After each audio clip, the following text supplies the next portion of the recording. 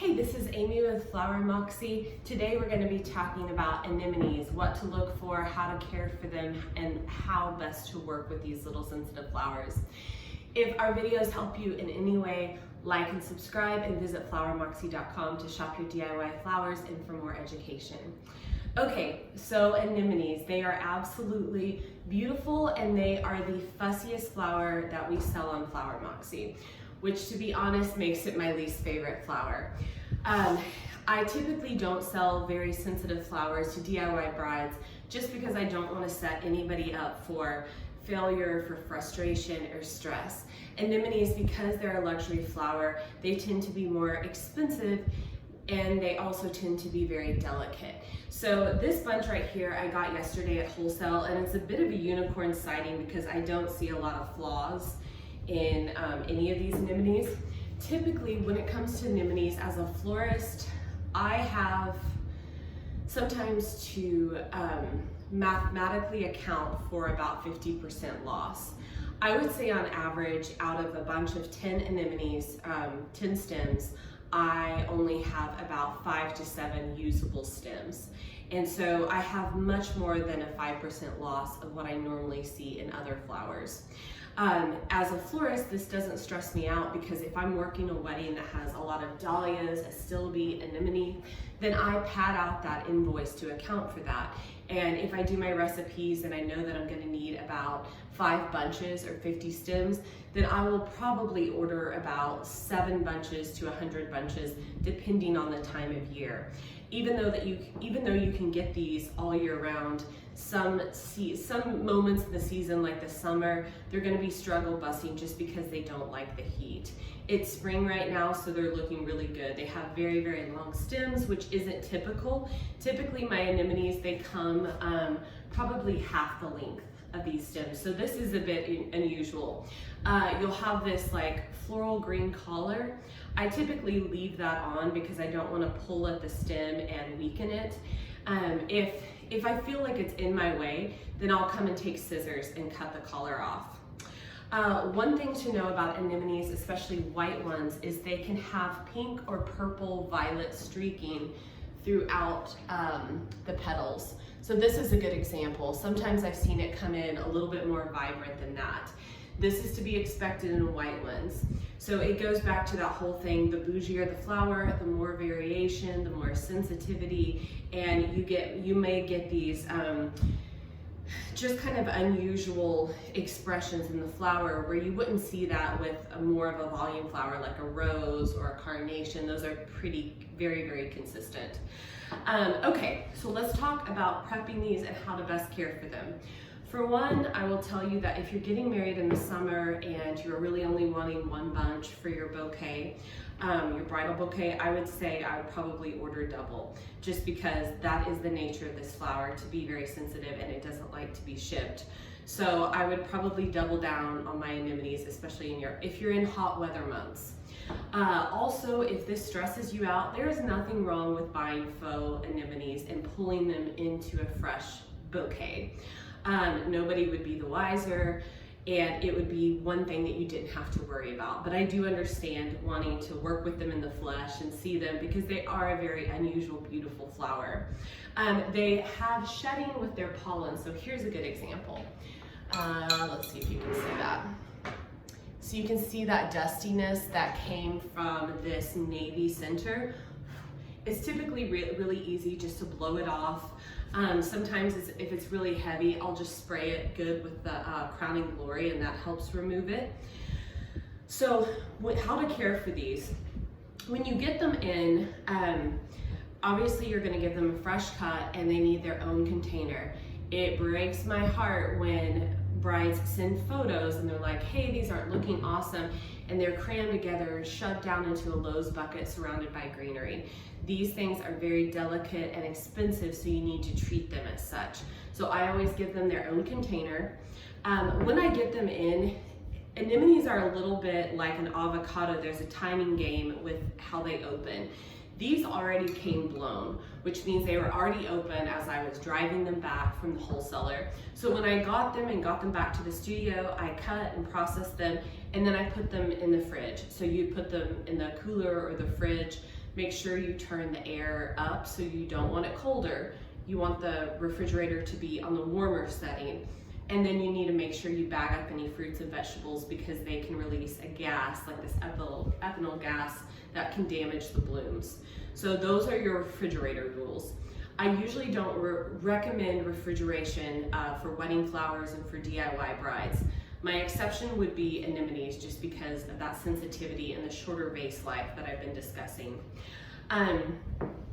If you get them and they're closed, then I would recommend cutting them, putting them in slightly warm water, and setting them in a sunny location. So you don't want to set them outside in the direct sunlight, but in a window to where they are phototrophic and they will respond to some light. So you want them to blow open. Sometimes they come in really tightly closed like this. And when that happens, there's nothing you can do to force them open but warm water, some sunlight, and time. This isn't a situation where you can use your fingers to help manually open these flowers. I probably wouldn't use the blow dryer on them like I would a rose to get a rose to blow out. So it's kind of a patience game. Sometimes I get them and they're closed. I put them in warm water, a sunny spot, and like 2 or 3 days go by and they haven't opened. And in those cases, I'm always kind of scrambling, and there's nothing really I can do about it, except for maybe put in a few faux ones into a bridal bouquet. Or another alternative, but this sounds a little bit crazy, is I will, and I do this when I have bad petals, I will pluck off the bad petals, and sometimes I'll just use the center as texture. It's not ideal, it's kind of a last resort, but it's just a way to use something to be creative in using your product. There is ways of creating faux anemones. That's where you de-petal a spray rose, so you just have that little pollen piece. You spray it out with some Navy Design Master, and then you reflex a lisianthus, and then you stick the center, you stick that spray rose into the center of that lisianthus, and maybe put a little bit of floral glue. For me, as a florist, if I had to do that, I would. But a lot of times the conversations I would have with clients, if they really wanted these flowers, is, here's the thing, I can't guarantee a flower, and so as a new florist, you always need to learn that, you know, the second you make promises for Mother Nature, she's gonna like give you the middle finger. So I always say, I will of course order these. If by chance they're unavailable, are you okay with me using a faux anemone in that bouquet, so you still get the look without you know, compromising your vision? Are you okay with that? And so I have that conversation right off the bat. In the event they come in and they look really rough, or in the event I'm not able to get them. So having that conversation with your client is really important. And then if you're DIYing, have that with yourself, of like, is this flower and this look so important that I should probably have some fake ones for backup? So we do sell the faux ones. You can get, I think, really nice Real Touch ones from afloral.com. There's nothing wrong with that. I did a video recently where I pulled in a faux cafe au lait dahlia into a fresh bouquet, and you couldn't tell the difference. Okay, and then for applications, where and how to use them. For the most part, I use them in bouquets and centerpieces.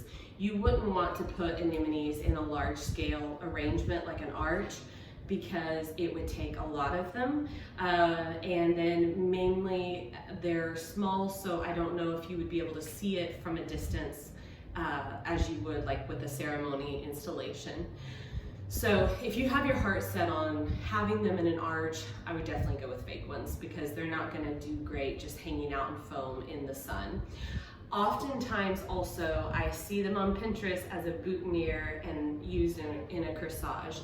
And I would say absolutely don't go that route. When I was a new florist, it felt like Pinterest had really just like kicked off, and everybody was bringing this one image of this cute little anemone boutonniere.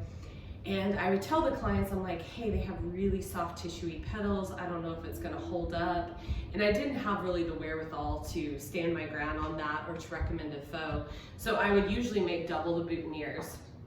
And I remember the first time I did this, I pinned it on the groom, and I was like, hey, just don't hug on that side. This is a really delicate flower. Let's not smash it before the ceremony.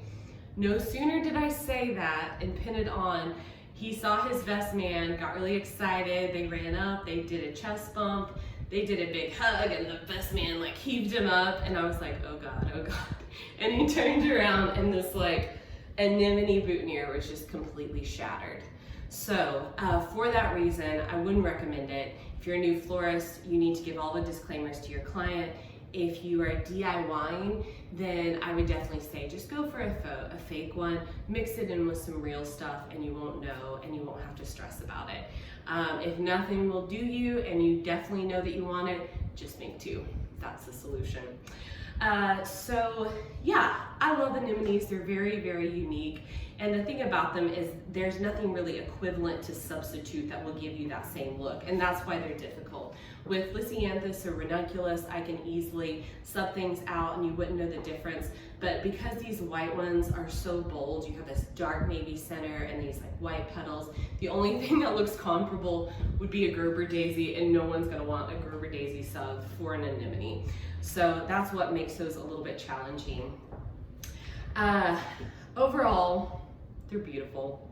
I love them and hate them all at the same time. If you have any questions, leave them in the comments below. Feel free to email us, and feel free to give any suggestions of anything that you want to learn about, because I'm happy to take those. Thank you so much, and we'll see you next time.